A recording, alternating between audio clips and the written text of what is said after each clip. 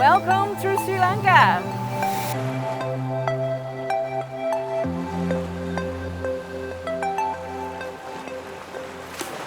We arrived here 2 days ago and I'm already in love with this place. This place is getting more and more popular for not only backpackers but also for digital nomads, and that's why we got here. So Alex was here 2 years ago to explore Sri Lanka. Yeah, this is where my digital nomads journey started originally. This is the first country I went to. I met a lot of cool friends, I found places to work. Now we're back, so it's really fun and nostalgic in a way to be here where it all started. Before we're gonna talk more about this place, I would like to talk about the things you need to do before you get here to Sri Lanka.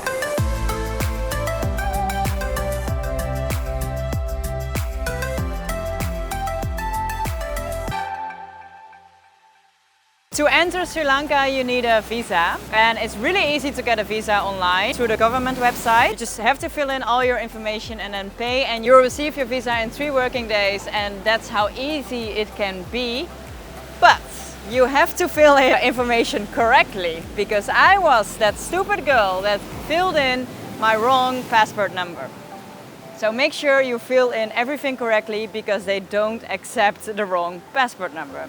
I needed to get a new visa at the airport, which is, by the way, also very easy to do. It's just a little bit more expensive. The exact prices of the visa I will write down in the email that I'm sending every week from now on. And to get access to that email with all the tips, you just have to leave your email in the link in the description. The visa on arrival is for 30 days and then you can extend it for 60 days. They're gonna ask you if you have tickets towards somewhere else. They didn't ask us to show it to them, but make sure you book something to go out of Sri Lanka already, otherwise you can't get into Sri Lanka. But yeah, that was it from the visa.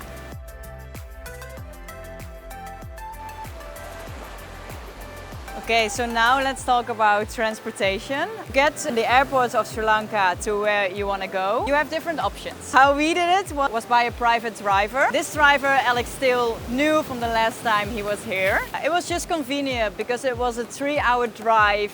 It would take us a long time if we had done it another way. And we arrived 5 a.m. in the morning after 2 broken nights of sleep. So we really just wanted some convenience. Another option is public transport. You can do it by train or you can do it by public buses, which is cheap.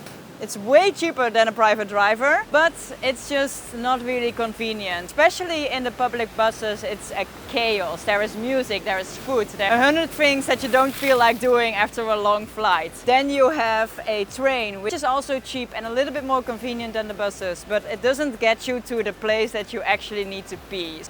Then another option is to rent a car or a motorbike, which I wouldn't recommend here in Sri Lanka. And that's because everyone is driving super fast, it's super busy on the road. It's even crazier than in Bali that I am used to. So yeah, I'd rather not rent a motorbike here or a car. Then you have the last option, and that is by tuk-tuk. And a tuk-tuk is a very common thing here in Sri Lanka. It's best for short rides, so not from the airport to your destination. It can be a little bit expensive and you have to bargain to get the right price. So yeah, those are the options to get around in Sri Lanka.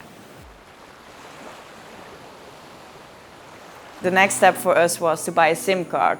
Now at the airport you always find those stores. You have different kind of SIM cards, and Alex decided to buy a SIM card at the airport and I decided to buy a SIM card at a local place, so not at the airport, just to see what's better and what's actually works. So Alex looked around, you had Dialogue, which is normally really good, and you had another one, which is this one. And Alex bought that one because the person behind the desk was really selling his SIM card. Alex bought a SIM card of 30 gigabytes, and the prices I will tell you in the email that I'm gonna send out on Wednesday. It's very important for you to check if it's the right SIM card for you. So for example, Alex has 30 gigabytes for a month, and then the company can say you can only use 1 gigabyte a day. So every day you have 1 gigabyte. So I bought my SIM card at a local place. It is a real different experience because at a local place they are not really good at talking English. At least my person couldn't really speak English. It was a very small store and he wasn't really helpful. He just gave me a list with data plans. I choose my data, I choose 50 gigabytes for 30 days and hoped it was good because he didn't explain anything. Then he also tried to just give me the SIM card and not install it. But I asked him, can you please install it? And he was like, yeah, sure, fine. So yeah, just make sure you ask those questions and you get it installed. Then which SIM card was better? So far, my SIM card, the Dialog SIM card, is way better. I have way more connection everywhere we go. My internet is super fast. Alex's internet will give you like an E or it will stop sometimes. So definitely Dialog is the best SIM card to go for when you go to Sri Lanka. Then another thing, you have your SIM card, you have your visa, you have transportation, you went to the place where you needed to go. Now you have to stay somewhere. So you need accommodation. It was pretty hard for us to find an accommodation because Sri Lanka is touristic in a way, but not as touristic as Bali, for example. It is cheap, but it's not like there are huge, beautiful hotels for a cheap price. You also can expect like cheap looking hotels. We really wanted to book a place at a co-working space, but that was fully booked and also a little bit pricey. And then we wanted to stay at a hostel in a private room. We booked it and then they cancelled it. For us, it was very important that the location was good. So we want to be close at everything, also the beach. We needed AC because it's super hot in here and we wanted hot shower. Now, the hotel where we stayed at, we arrived here, we found out that it wasn't as nice as we expected. It's more like a homestay instead of a hotel, which is totally fine, but the hot shower is not really working. So we have a cold shower and we have AC. So we are happy. But my advice is just book a hotel for 2 days or something. Go there and then check out the places. Like, is this the best option for us or is it something else? And then it's easy to move.